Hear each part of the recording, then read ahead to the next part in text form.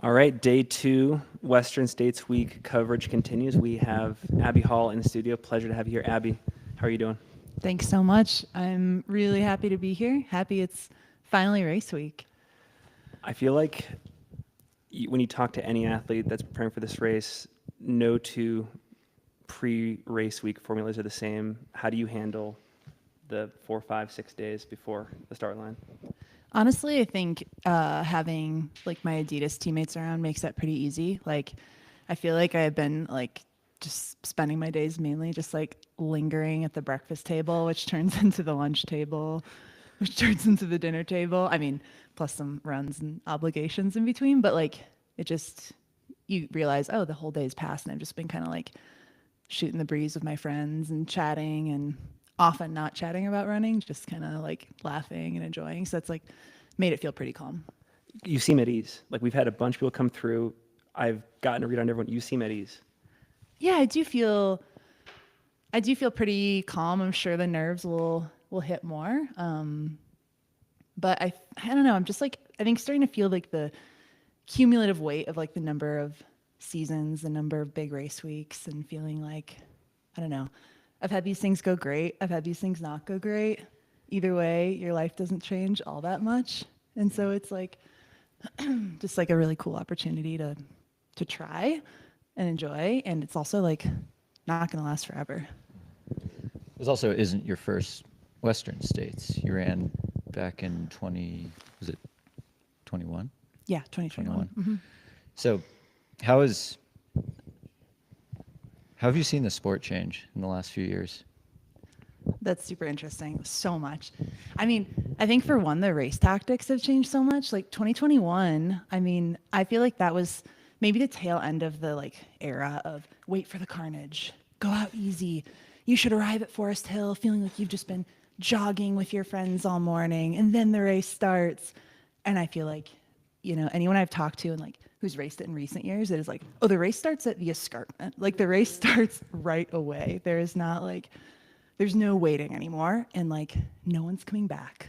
Like even 2021, I remember was the end of that era, because it kind of shocked me. I remember like I think only one female ahead of me dropped, but like everyone just like went out and held it, stuck with it. It's so cool. It's so cool. I think reflecting on 2021 compared to now, you took your golden ticket at Canyon's 100K back then with like this mindset of maybe I'll do Western States. I'm not entirely sure, but this year it's been entirely different. You've been on the golden ticket hunt and you've had quite the journey on it. Can you talk a little bit about the steps it took this year and the emotional journey that it was to get to the start line via golden ticket recipient status? Yeah, totally. I mean, I feel like it became no secret that like I wanted it. I was not playing it cool at all. I wanted to be here. I put it all out there. Maybe for those who aren't familiar, I raced Black Canyon, ended up 5th, about a minute 50 short of a ticket position, kind of turning a like mediocre day around in the last 10 miles or so. Cordis, my husband, was pacing me. We made some big moves, caught some people. At that point in time, I kind of just thought we were like, you know, making lemonade, just like catching a few people at the end. Unbeknownst to me at the time, that was ultimately what earned my ticket, because it later rolled down to me when MK Sullivan announced her pregnancy. So it was kind of a cool lesson in like, I don't know, like finishing what you started, even when it might not feel like there's anything on the line. But meanwhile, like, you know, I didn't find this out until late April. So I went across the pond over to Chianti, thrashed around in the mud, had a real experience out there. 2 very different race experiences. Oh, very different race experiences. Yeah, kind of like put my Euro hat back on for a second. And like that was, I think for like anyone who was there, there's kind of this like hat tip we all do to each other of kind of like, you were there. Like, and I don't know if that like conveyed in any live streams or anything, but it was a really brutal race with like really, really muddy, rainy conditions. And just was like, also I felt like the weight of how close those 2 events were. Also because Chianti was like I think it was like 75 miles or 70, something like that. I might be getting that wrong, but it was a long one. And then doing that after, like, it was like 6 weeks after Black Canyon, it was like, you don't feel it until it's like the 100K, and then you're like, mile 60, 65, like 70, you're like, oh, man, we're back. So yeah, I missed a ticket there as well. Wasn't like, realistically, like, those aren't conditions I log a lot of time in, admittedly, like being in Arizona year round. Yeah. I'm not a mud girl, so that was like a struggle for me, but like got it done. And also was like a cool experience to just, still a fast race and still a long race. And I've not had success with 100-milers, so I think it's nice to get like some of those like in between distance races under the belt, like between 100K, 100-miler. So There's not too many of those to get that kind of practice in. no, exactly. Yeah, and it was still a fast enough race where I was like, oh, cool. Like if I had, like had to run back to the Airbnb, I'd have a big 100-mile PR. I could have figured it out. Is the Chianti course unique on the Golden Ticket circuit, or are there any reference points we have, like with Javelina, Black Canyon, Canyons, or is it its own beast? In my opinion, it's an absolute outlier. Okay. I think the conditions definitely threw that, but also it was like a pretty like scrappy, like thorny, kind of brambly. They cleaned a lot of it up for race day, but some of us got out there early and we're just shell shocked, standing in the middle of the woods looking at your GPS like, what are we getting into? But I think that like partially that shock came from like I'm often at or racing or like spectating some of these other events where it's just absolute like rippers and you're just like flying through the miles, and that feels like a little bit more of a 1-for-1 standard for going into a Western state. So a little bit of an outlier, but still really great fast racing and like plenty of people like absolutely crushed. So this was more of a me problem, I think. And then Leah, I know you have this experience from 22. You just experienced it, sort of being like living on the Golden Ticket circuit and like waiting for your day. In retrospect, like how sustainable is that chase, especially when you're like doing multi in like a 3 to 4 month stretch? Oh, that's interesting. I mean, I wouldn't say it was unsustainable. I think throwing like canyons in would have been, I don't think my mind was ever at a place where I would have gone for the third.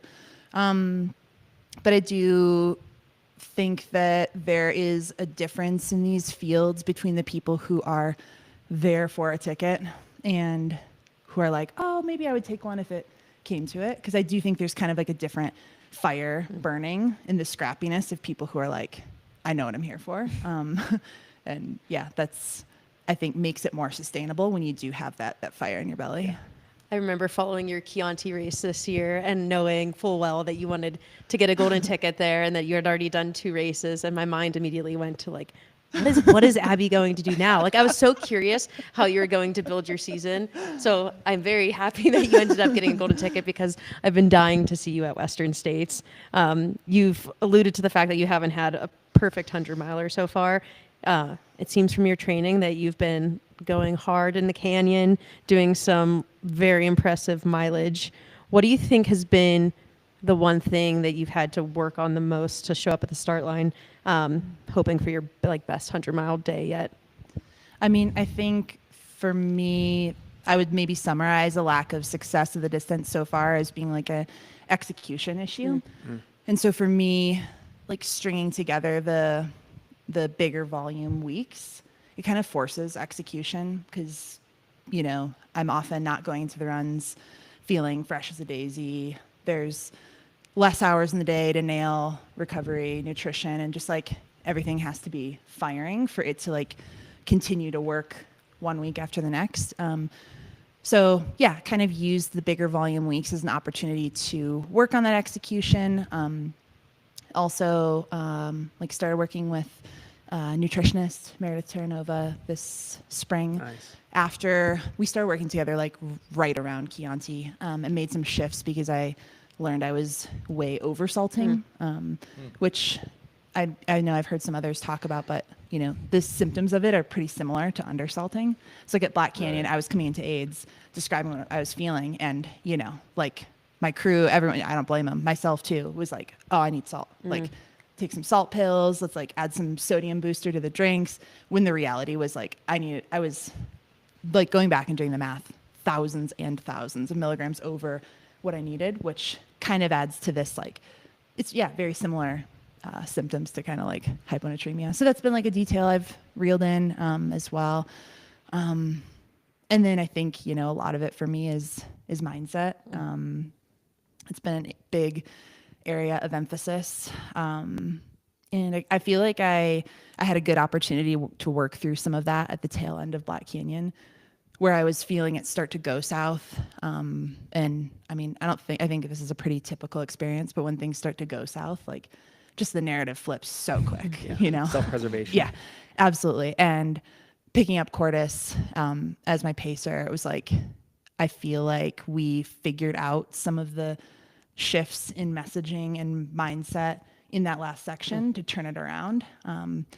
A big emphasis being like you versus you, which can seem super counterintuitive in such a dense field where like I'm a big fan of like, I'm running for place usually. Like, I don't care if I'm winning in a slow time or, you know, whatever, back in the field in a fast, like I'm wanting to compete for place. That really motivates me. So it feels counterintuitive, but like, I think in those last miles, we figured out that like, that was the way I was actually able to dig more out of myself when it felt comparative or like, you know, viewing myself in relation to how strong the other women were around me. That narrative like just was not really productive or helpful, but bringing it back to you versus you, like reminds me of the work I'm putting in, reminds me of the training, which, you know, each of us going about our training, we're the only ones witnessing the full sum of the work we put in. And that was able to like, yeah, turn things around for me mentally. So that'll be a big cue for me this weekend. That's awesome. And I think for those following along at home, and this is just my Strava glancing, but like you've had like 140-mile week followed by 130-mile week. What does that recovery look like? And how do you get your mind ready for day 2, day 3, day 4 of consecutive 20 to 30-mile runs? Just, I know you've got some buds that you can get out there with, but I know for me that sounds so absolutely daunting, and I applaud you. So I would love to hear more about how you kind of get your head on straight for a week of training like that. Totally. I mean, it definitely is like a little bit of a mind warp, but it does, like, as maybe basic as this or cheesy as this sounds, like it really, like you can really only view it like one day at a time. And it's like you almost have to just put these like horse blinders on of like, yep, I've got 7 hours today and 6 hours tomorrow, but like that is tomorrow's problem. Like right now I'm looking at like the next maybe 1 to 2 hours in front of me. And like, I was often just doing runs, like less glamorous routes, but just, this is like a rod move. I know, like, like lapping back to the car for nutrition. And, you know, I think it was, like you just kind of have to get the details right the rest of the day in order for it to work the next day too. So it's like, just coming in, nailing those nutrition in the rest of the hours of the day. Had a lot of support from Cordis in those moments too. And then also like just prepping the week before, like, or the days before of like I just had like a huge stack of burritos ready in the fridge. Like it was like, I was bracing myself for meal impact. prepping. Yeah, exactly. Yeah. That is super interesting though. I've never really thought about an entire training week and how you can work on all the little details in between the runs as execution for practice, like during something like Western States. Yeah. That's super cool. Yeah. We got a Scott seat. Oh gosh. Are you playing the animation?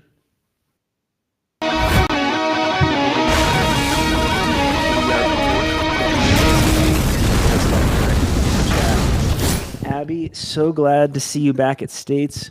Any plans to wear your power hiker hat this weekend, either literally or figuratively? Great question. I personally am like the camo power hiker hat. Cordis is the flames one. It's more him. I don't know. The camo one really spoke to me for whatever reason. I probably won't be wearing it. If there was like an ultra light white power hiker hat, yeah, maybe Or with like some, bucket hat. little arrow holes in there. Yeah. Or bucket. Yeah. Yeah, no, I won't be wearing it this weekend, but I will be wearing it in my heart. So maybe more figuratively. I also am not sure. Yeah, there will be some power hiking in there for sure, but yeah, I think power hiking is an ethos. So I'll be wearing that ethos. Need that on a t-shirt. For the people that are watching the YouTube stream, we have an animation that plays, and instead of the hot seat, it's the Scott seat, Oh, cool. I like that. presented by your boy Scott Jurek and Norda. I think, one point of fascination for me, and again, I don't know, where there's correlation, causation, if there's any connection here, but like one of the themes coming into this year's race is how many people have like not made it through the training block on the men's side. And it seems like on the women's side, it's stayed more intact and no less hard work being done, no less risk taking in some regards. Yeah. Like at least for your personal example and, being there with like Esther and Ida, even training with Jess, like, do you have like an idea of why this is the case? Like you've made it through, you're here. Yeah. Yeah. I mean, that's like half the battle oftentimes. And I'm, really grateful to have made it through that. I do feel like, and this could just be like an observation, but it feels like on the men's side, I feel like I was observing more people starting this level of volume way back, like fall, versus I feel more on the women's side, like there's more of this like block mentality, like in the final maybe 6 to 8 weeks. So that's just, maybe an observation. I could be wrong on that, but That makes sense. yeah. But it's been, really cool to have friends to train with and some like-minded folks around to like share the miles with. And like, that definitely makes the load a little lighter, makes a 7-hour run feel a little bit more like a 3-hour run, 3.5. And so like, honestly, the block itself was like really fun. I never felt like I was having to like empty myself for it. It felt sustainable. And I think it was because, some of those other areas of life were in place, like having friends to go grab coffee with after the run or get pizzas with. Like, I mean, that stuff goes a long way, I think, into just like making the days feel like enjoyable and making the process feel nice. Is there a particular like run or workout or long run that you'll be drawing a lot of inspiration from that you completed in this block? I would say there are a couple. Let's see. Ida and I had a really enjoyable one in Flagstaff. And yeah, it was just so fun to like share a big run like that, pretty much, like the whole end-to-end run together, which I'm not often doing. And it was cool to do that. And then another one that comes to mind is a run like Adam and Aaron were in town. They came and did like a heat block. And so Cordis and I went down to Fountain Hills, which is like where we spend the winter. It's like the area by Javelina, for those who aren't familiar. And we went out to like a local mountain and did like a big blitz on that. And it was just like really fun to like all be out there and like sharing some sections together. And yeah, like it was a real morale boost. So Eric LaPuma is accusing you of using AI to generate all of your Java runs.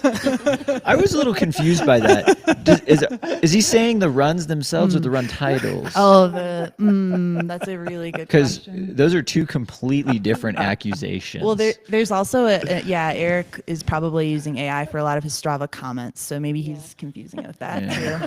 too. I believe it. How about, well, actually, like if you can think about the people that you've trained with in the past few weeks, one of the cool outcomes is like we just saw Jess snag a world spot, Yeah, right? so cool. And so like that's just maybe the tip of the spear Yeah. for what's to come at Western States. Yeah. What can you say about who you've trained with and like what to watch for on race day? Yeah, absolutely.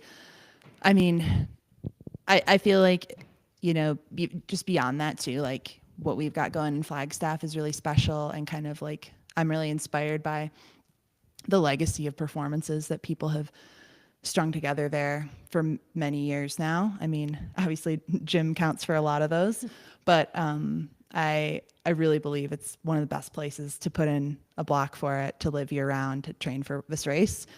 I was looking at it, I was like, I think the only people since 2019 who've won but not done their block and flag staff were Adam and Courtney. That's a great stat. Oh, that is That's very That's a really cool. good stat. deep Is that cut. Katie, right? Yep. Katie's Yeah. been there. Jim, Beth, Tom, Ruth, Beth. Katie. I forgot about Beth. Yeah. That's Yeah. cool. So I really, I like to think, I know we're all like biased to our like corners that we're, coming from, but like You got data. You got factual I got data to there. back it up. No. Wow. Yeah. But no, but it's like, it's a really good environment. And like, I think like while there's like, amazing world-class athletes there, like it feels really relaxed and down to earth and easy.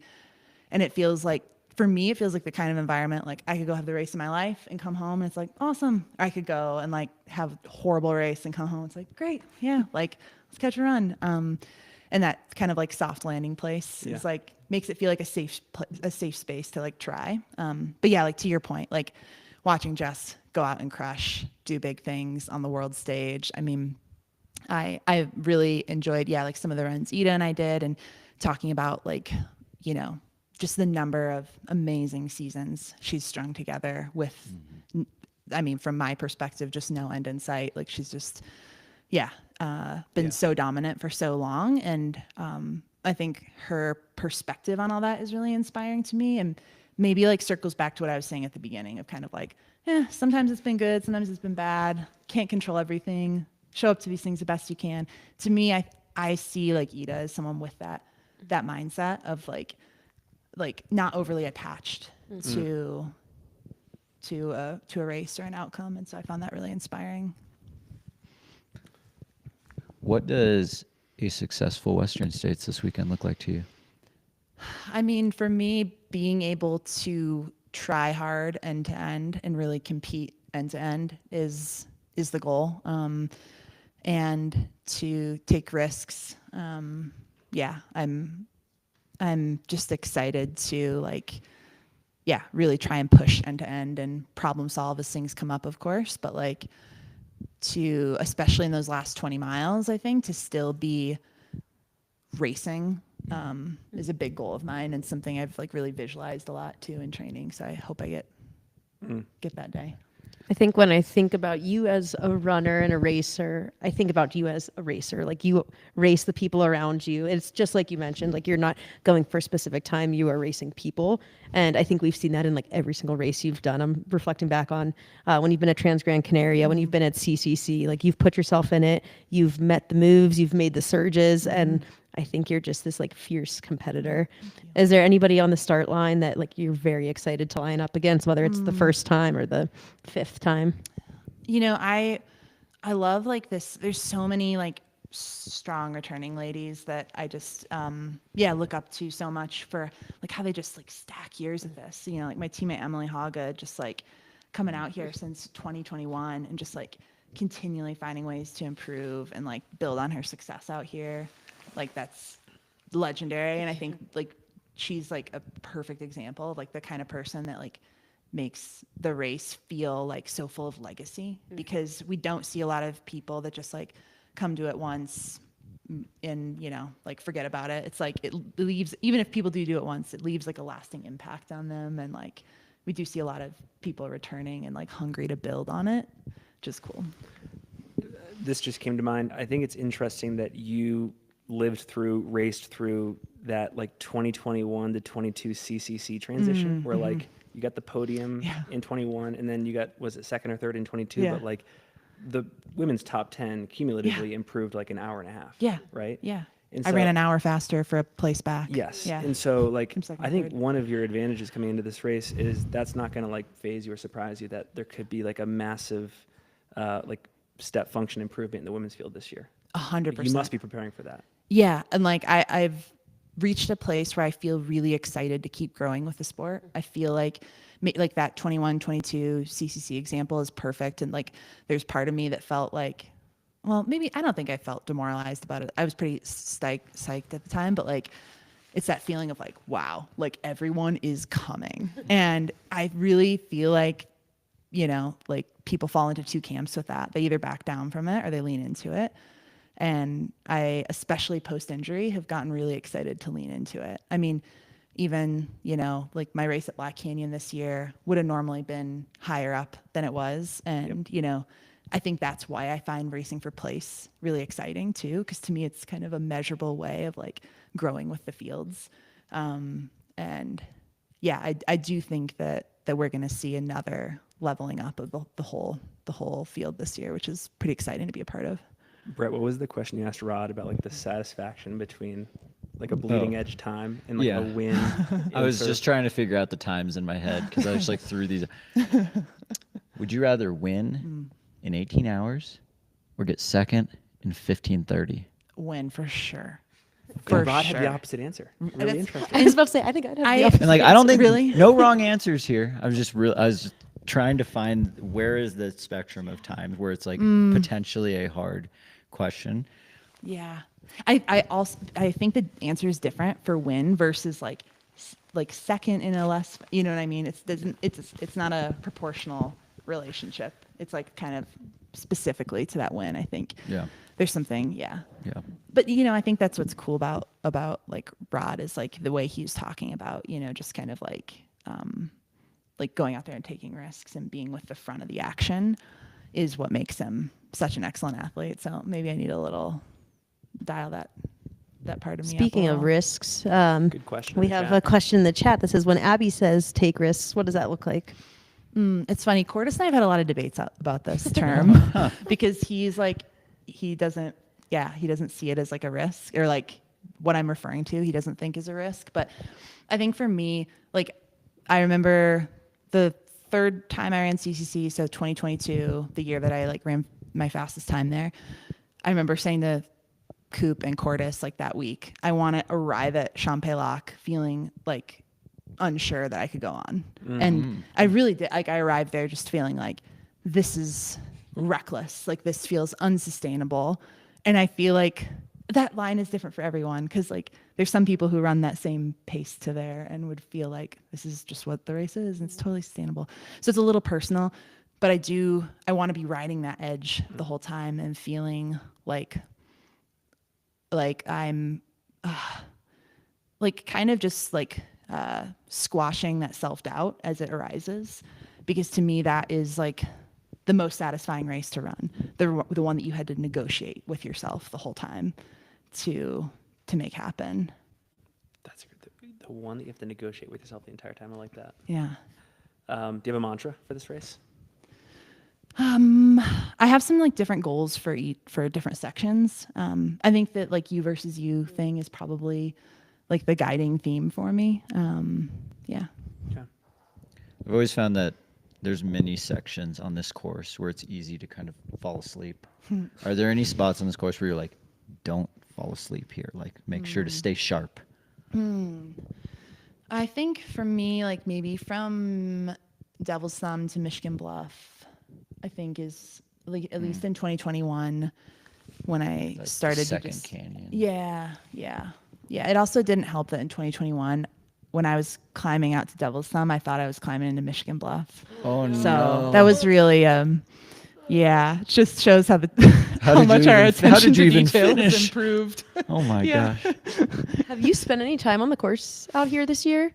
Yeah, we came out and Cordis did the Canyons 100 miler, and then that week I ran like everything from Swinging Bridge to the finish. So I haven't gotten any of the early stuff this year, but it was good to like reacquaint myself with a lot of Get that. the good memories going. Yeah, exactly. Yeah.